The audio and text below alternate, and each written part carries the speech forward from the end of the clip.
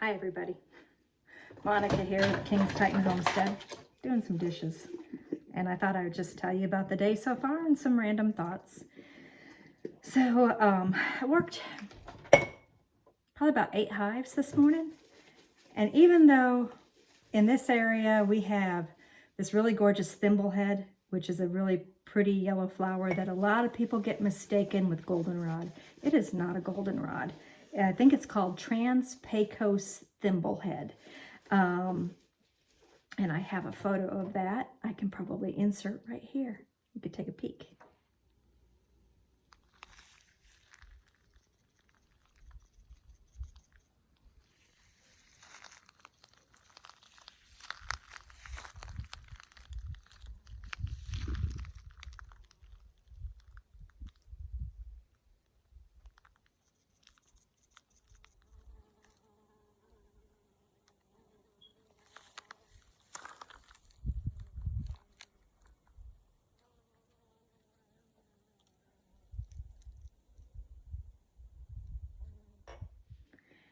We also have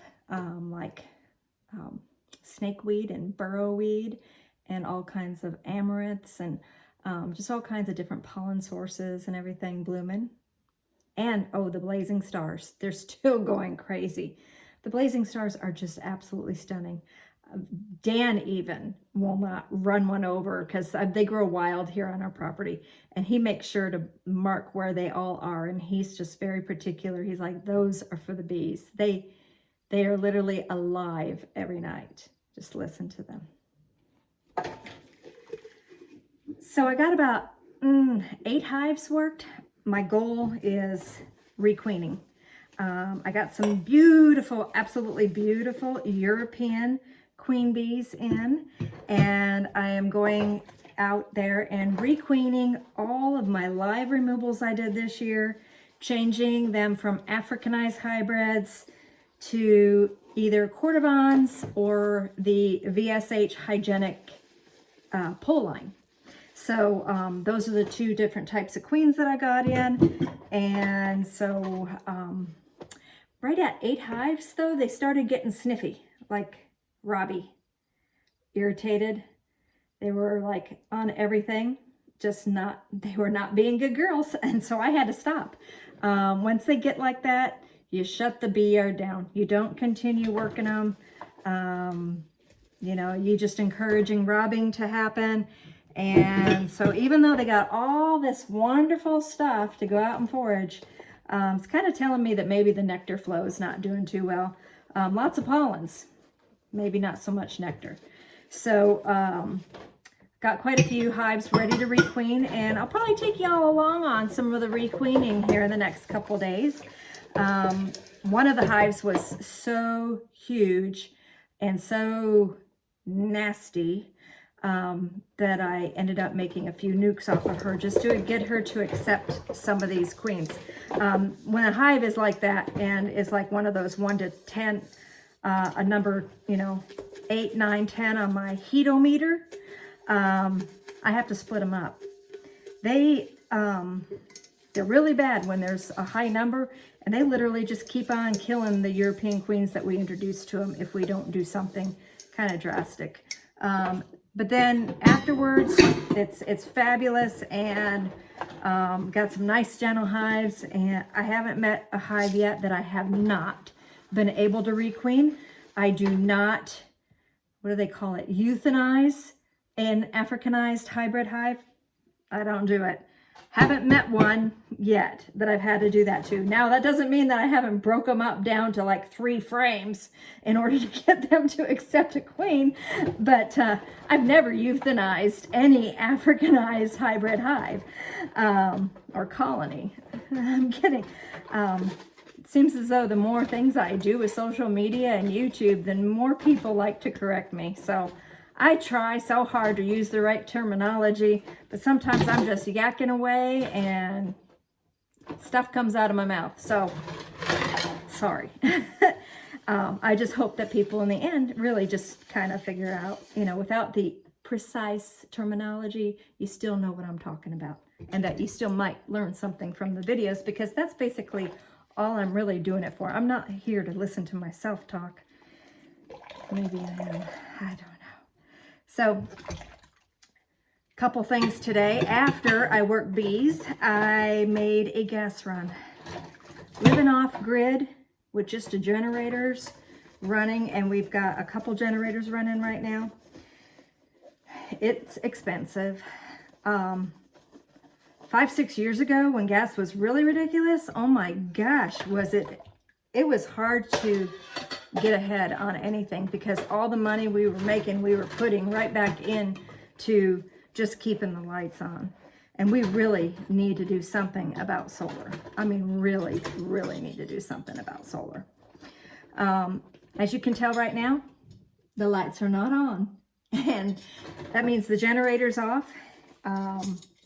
And basically, we kind of time it. We kind of know how long we can leave the generator not running for. And when we do have it off, we do not open our freezers and we don't really open the refrigerator, or, we yell at each other when we do. So basically that is off grid right now. We're working on moving ahead, but geez, everything just takes money. If we had the money, we'd be a lot further along, but we don't. And we got bills to pay. So with that said, I made a gas run. That's where my point was going. Gas went up. We were paying $2.99 a gallon. We're now at $3.05 in my area. Some of y'all are probably going, ooh, that's cheap. And then some of y'all are going, wow, really? So, I think it just kind of depends on what part of, the United States you're living in. Or if you're even in the U.S. I know that Mexico, the prices of gas are ridiculously higher. And also in the European nations. So, I know I'm complaining because it does, when you're using it for your main source of electricity, it does get costly.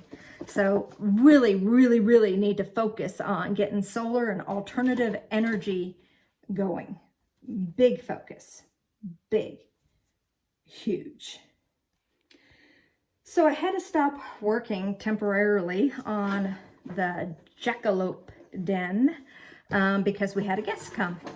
And it was kind of nice to have somebody stay in it and kind of give us some feedback. And I was really happy because Dan got to find out, the guy told, what he told us was that, see, this is a 1980s Country Air motorhome, remember. And we basically just sitting it in the yard, and it's becoming a guest room, just for those that don't know. So this gentleman who came and stayed with us, he said that his in-laws just went out and bought a brand new travel trailer.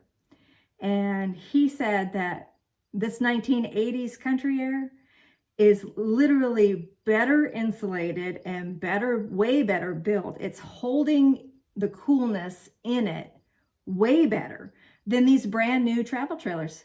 So what's that saying? They just don't make things like they used to.